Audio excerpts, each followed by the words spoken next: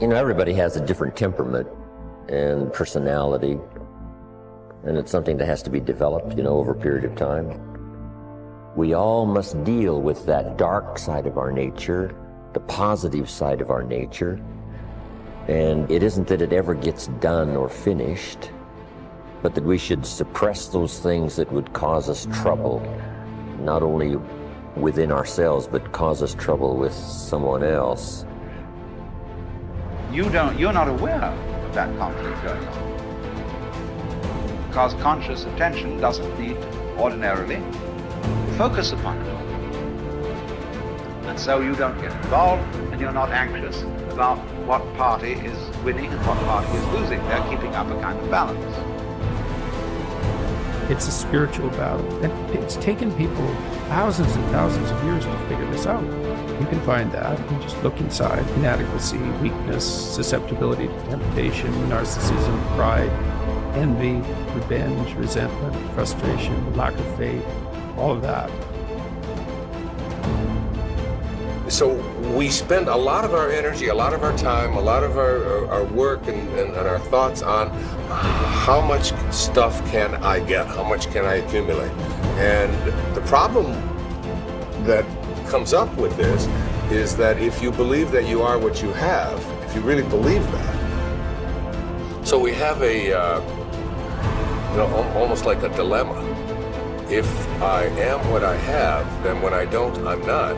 I start to get really terrified. I start to get really scared when I don't have as much stuff as I want to have, or when other people have more stuff. So we spend a lot of our energy comparing ourselves to what other people have.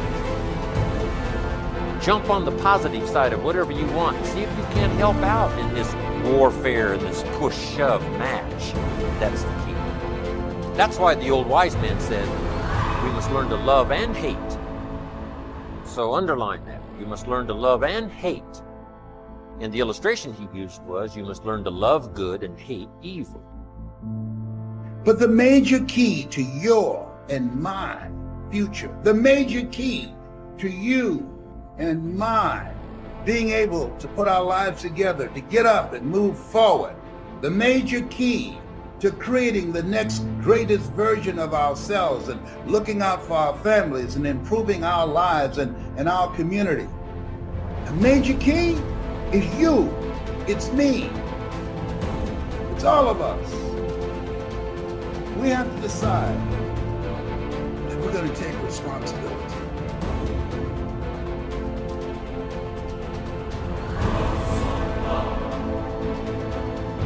So, what are the opportunities today? Probably one of the best forms of growth that we can work with now is cooperation and service to each other. The individual finds perhaps the greatest basic joy that there is in the human composition when he brings joy or releases joy through other persons.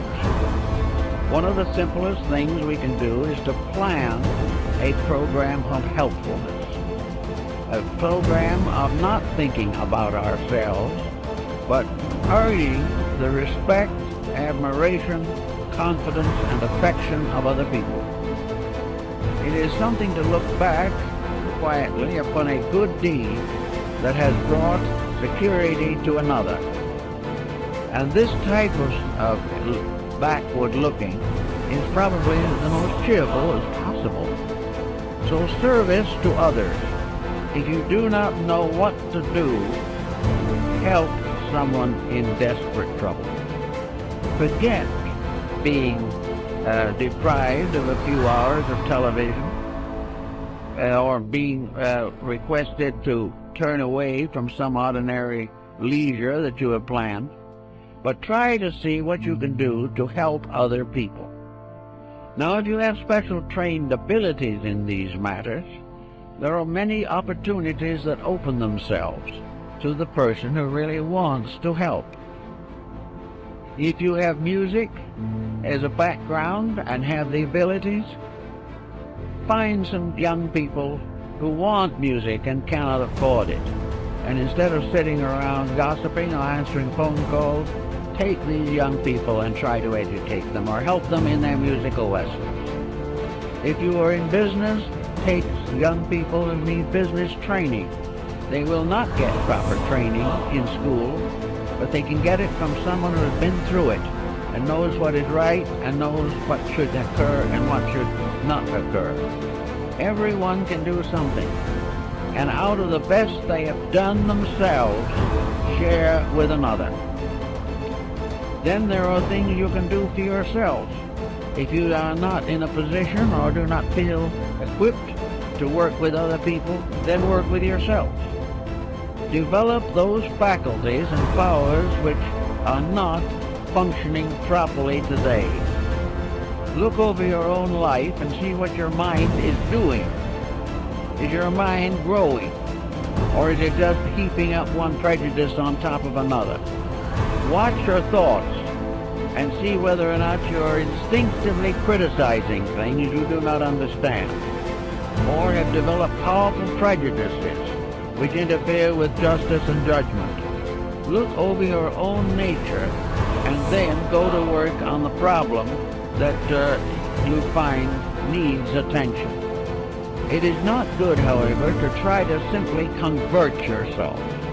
To sit down and say, I shouldn't hold that attitude, is usually not very meaningful. What you really should do if you dislike a certain condition is get into that condition yourself. Move in on it and find out why people think the way they do.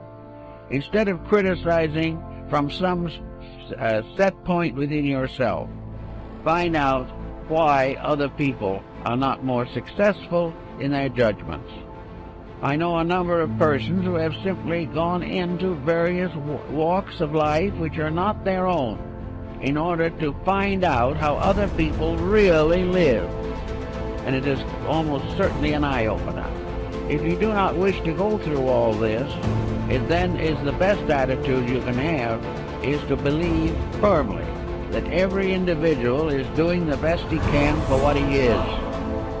And it is always important to try to estimate what he is and help him to become better.